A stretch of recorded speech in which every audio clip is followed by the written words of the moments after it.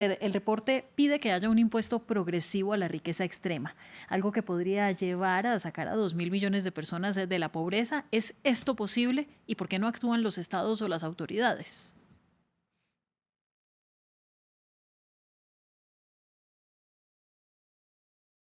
Sandra, creo que tiene su micrófono apagado, no le Perdón, estamos escuchando. sí, perdón, Ya. perdón. Estaba agradeciendo la invitación y estaba diciéndote que sí es posible em, cerrar estas brechas de desigualdad que presenta el informe, grabando justamente el impuesto a los más millonarios. Es una decisión política, la desigualdad es una decisión política, y lo que estamos instando desde Oxfam es invitando a los gobiernos a que pongan esta clase de impuestos. Por un lado, que hayan unos impuestos solidarios de carácter temporal. De hecho, ya ha habido experiencias exitosas como la que hubo en Argentina durante la pandemia del COVID-19, que logró generar unos ingresos adicionales para el Estado para cubrir la emergencia sanitaria.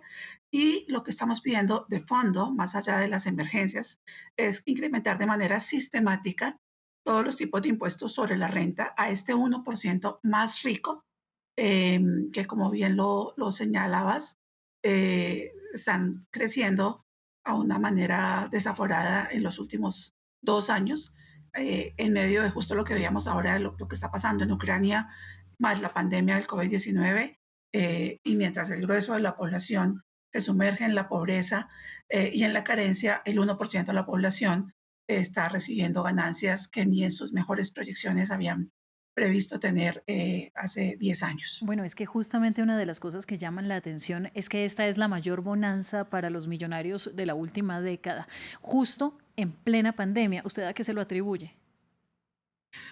Al flujo de recursos que se inyectaron desde el sector público, justamente para tratar de sostener y revitalizar la economía que se vio tan afectada por las medidas de cuarentena y que paralizaron la economía. Hubo un flujo bastante amplio de los recursos públicos para lograr solventar la situación, pero ya es el momento de tomar medidas y de generar estos impuestos, porque en la actualidad los más ricos, ese 1%, son los que menos impuestos pagan.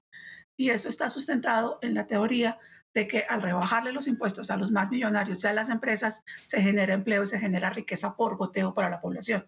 Pero ya está demostrado que no es así. Esto es un mito. Durante muchos años, muchas reformas en los países más pobres, reformas tributarias, lo que hicieron fue generarle beneficios económicos a las empresas para que generaran empleo, para que generaran riqueza y por goteo se lograra el beneficio a la población.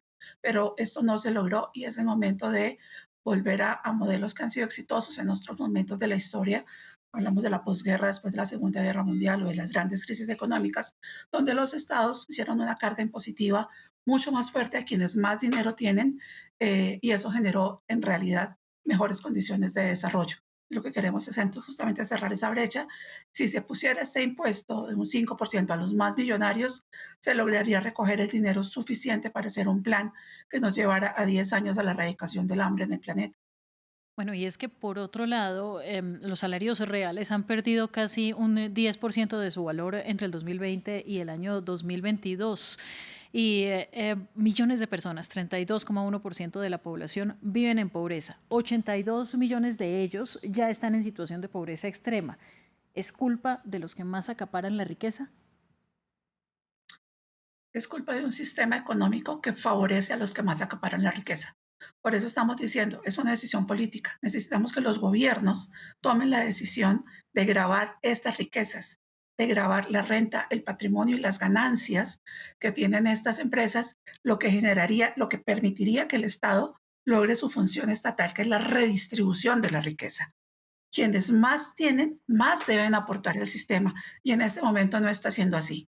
El informe pone unos ejemplos muy claros de cómo el hombre más rico del planeta paga en efectivo realmente un 3% de impuestos, mientras que una vendedora comerciante en Uganda que recibe un ingreso medio muy bajo, tiene que pagar un 40% de lo que ella logre vender. Entonces, realmente es inequitativo el sistema y necesitamos que los gobiernos, los estados, cumplan su función. Quienes más ganan, quienes más tienen, deben aportar más y el Estado debe redistribuir.